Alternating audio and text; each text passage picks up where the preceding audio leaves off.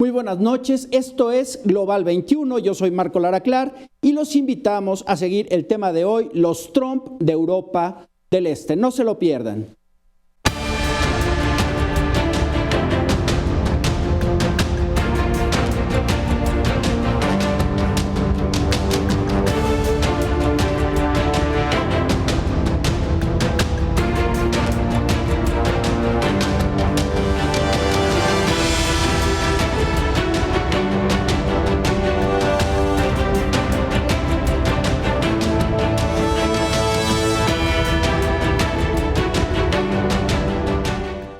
Polonia y Hungría lideran una tendencia neonacionalista y populista de vientos crecientes que impulsa retrocesos democráticos. Tal ideología fracasó por ahora en el electorado en Francia y Holanda, pero podría avanzar por lo más débil, los países pobres del bloque europeo. Estamos encantados de tenerlos aquí con nosotros. Hoy conversarán en nuestro programa el doctor Francisco Gil White, catedrático del ITAM, el embajador Francisco Holguín, internacionalista y académico de la Universidad Panamericana, y el licenciado Emerson Segura Valencia, asociado del Consejo Mexicano de Asuntos Internacionales, COMEXI. Vamos a ver esta cápsula que preparamos para abrir boca sobre la situación en Europa del Este con estos dos países sui generis en este momento de la historia. Neonacionalistas, populistas, ultraconservadores. No es peyorativo, busca describir esa mezcla que ha ido encendiendo en esta década aún más con el potente combustible de la ola Trump, de mandatarios con una manera personalísima y nada institucional de ejercer el poder, desafiando desde las bases el orden democrático. De Maduro en Venezuela y Duterte en Filipinas, al borde de los estados paria, a figuras con mucha mayor base social que parecen haber llegado para quedarse, no ya en naciones gravemente empobrecidas y semiaisladas de los centros globales del poder, sino en el núcleo mismo de la Unión Europea. Polonia y Hungría, dos naciones del exbloque soviético que tras la caída del muro de Berlín fueron logrando un desarrollo democrático inédito en su historia, hoy son gobernadas por políticos quizá empeñados en desmontar libertades civiles esenciales. En Polonia, desde 2015, el gobierno de la primera ministra Beata Szydło y el presidente Andrzej Duda del partido Ley y Justicia impulsan cambios legislativos que quiebran la división de poderes, someten al poder judicial, vuelven a una situación que criminaliza derechos como la interrupción del embarazo y encienden el fervor nacionalista. En Hungría, designado presidente en 2002 como candidato del partido derechista Fidesz, Viktor Orbán logró reelegirse a principios de abril para un tercer periodo, seduciendo a la mayoría del electorado con un discurso antiinmigrantes, de encapsulamiento nacional y confrontación con figuras que han promovido la democracia global, como el magnate húngaro-estadounidense George Soros. ¿Qué vida tiene esta ola retrógrada? ¿Minará los cimientos de la Unión Europea? Veamos. Pues este tema es de gran relevancia porque podría extenderse a través de Europa, es decir, no hay nada dicho, y el primer punto es entender las figuras de Viktor Orbán, el primer ministro húngaro, y de Duda, el presidente polaco. Y a mí me encantaría que ustedes intentaran hacer un dibujo de este tipo de figuras que podríamos llamar carismáticas. Entonces, Emerson. Sí, bueno, yo creo que la figura del primer ministro de Hungría, Viktor Orbán, pues se ha caracterizado por un viraje ideológico muy importante. Hay que decir que, bueno, el partido es líder, bueno, del partido Fidesz, llegó al poder, bueno, hace unas semanas vimos cómo fue reelecto, ¿no?, con una amplia mayoría, y este viraje ideológico que menciono se refiere a que Fidesz se ubicaba como un partido, pues digamos que de centro izquierda, ¿no?, cuando llega al poder, y poco a poco, en los últimos, digamos que 8 años, pues ideológicamente se ha volcado completamente a y no solo a la derecha, sino a la extrema derecha, convirtiéndolo así, digamos que de facto, en un gobierno de extrema derecha, ¿no? Y en ese sentido, partidos como Jobbik, que es la oposición, pues digamos que tradicionalmente era considerado como el partido de extrema derecha, pues bueno, el partido Fidesz del primer ministro Orbán ocupa todo este electorado y bueno, digamos que desde Bruselas, pues obviamente él se coloca como un primer ministro, pues obviamente tal vez de centro derecha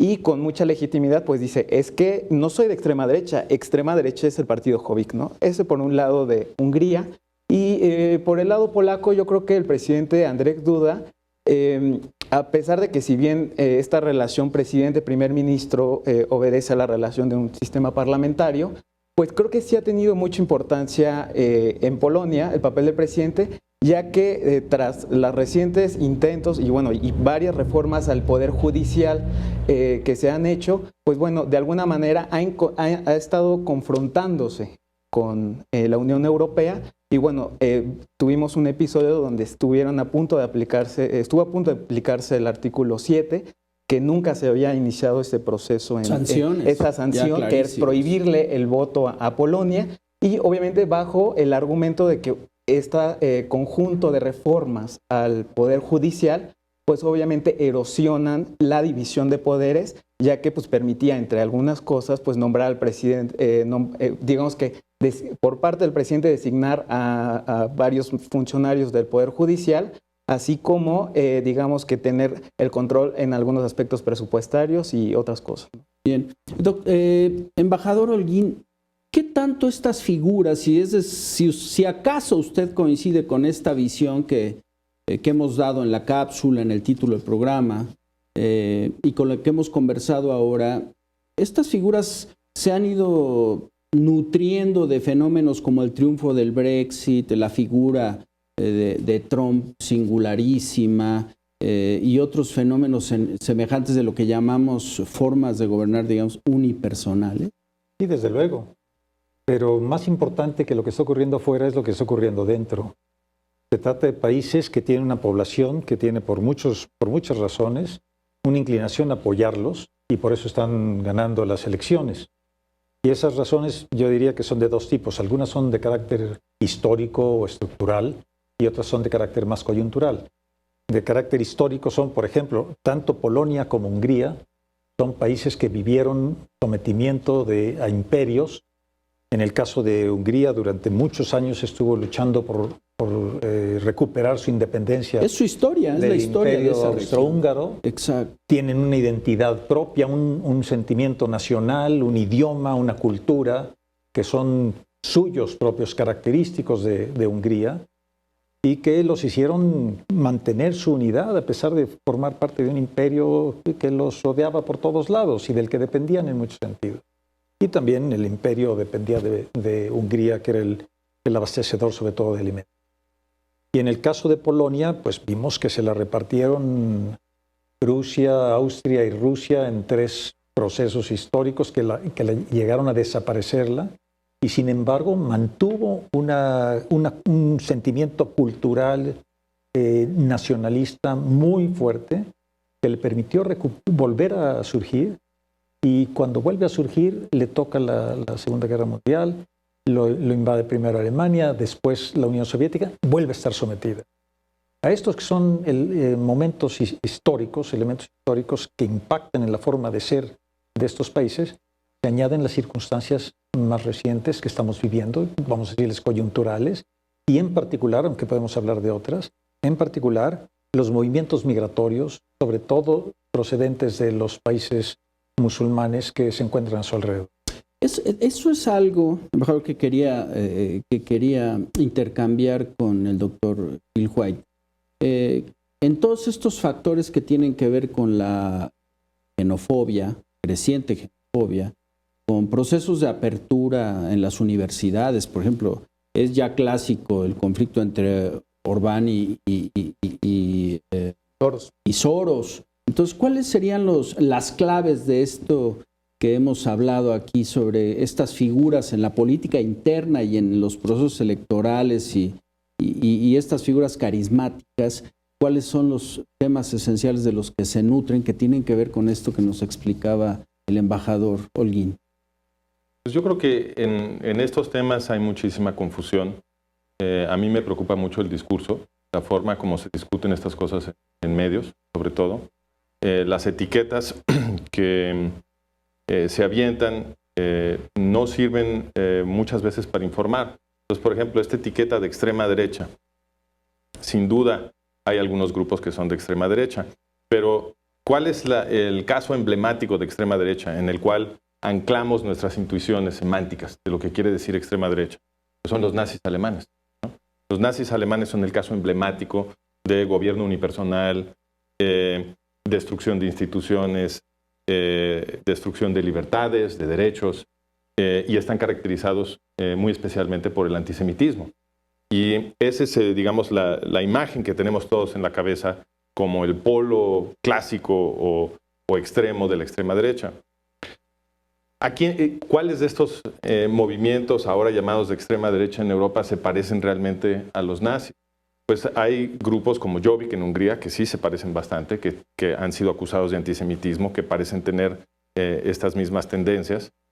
Pero hay otros grupos que han sido acusados de ser de extrema derecha, que simplemente se están quejando de la inmigración musulmana en Europa y de los cambios que eso produce. Y los argumentos de estos grupos, por ejemplo, el Partido por la Libertad de Geert Wilders en Holanda, es que lo que más se parece a los nazis alemanes es el fundamentalismo musulmán. Y eso es lo que ellos no quieren que transforme a Europa. Entonces, algunos de estos grupos que los medios llaman de extrema derecha, de hecho, se están quejando de que Europa se está volviendo de extrema derecha gracias a la inmigración musulmana y que ellos no quieren ese cambio. Lo que ellos quieren es preservar las libertades europeas y las instituciones europeas. Entonces, es muy importante hacer estas distinciones, si no, de otra manera, las etiquetas que se avientan tan fácilmente acaban pintando a todos estos grupos que de hecho son distintos con la misma brocha y nos confundimos y terminamos mal representando la situación europea. Ahora, digo, es fundamental que el licenciado Segura nutra esto. Vamos a hacer una pausa para ahondar en el tema.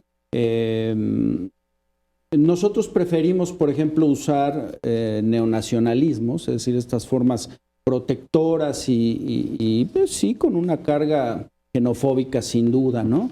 Pero vamos a ahondar en este tema también de cómo se va construyendo una realidad a partir de cómo se nombra. Entonces, si nos permiten, vamos a una pausa, regresamos y esto se va a poner más interesante.